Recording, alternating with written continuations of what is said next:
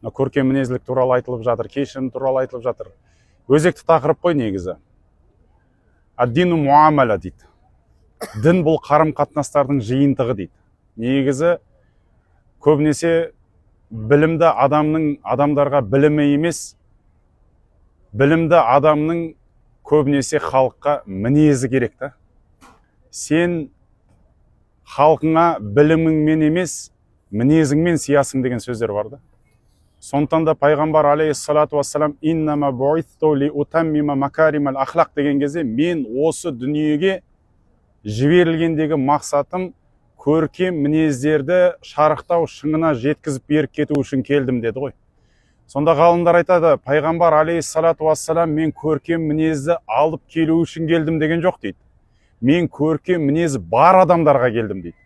Бірақ сол көркем мінезі бар адамдардың көркем мінездерін шарықтау шыңына аспандатып беріп кету үшін келдім дейді.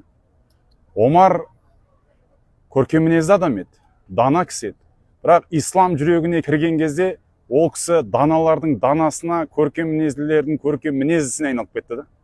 Абу Бәкірді тап сондай, Билалды тап сондай, барлық сахаба сондай. Олардың мінездері жақсы еді.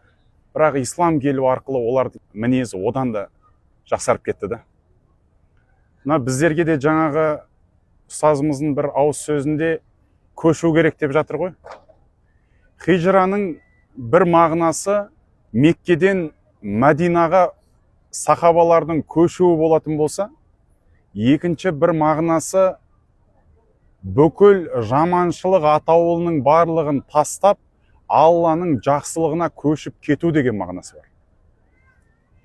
Қандай жаманшылығың бар еді? Намазға дейін, Құдайды танымай тұрғанға дейін, пайғамбармен таныспай тұрғанға дейін қандай жаманшылығың бар еді? Соның барлығын тастап Алланың жақсылығына көше алуың керек. Сол кезде сен мұхажир болады екенсің. Көшіп кеткен адам болады екенсің. Біз соны істей алмай жатырмыз. Жаңа ұстаздар айтып жатқан тоқа тері әңгіме сол. Біз жалпы мен де сіз де баршамыз сол деңгейге әлі жете алмай жатырмыз.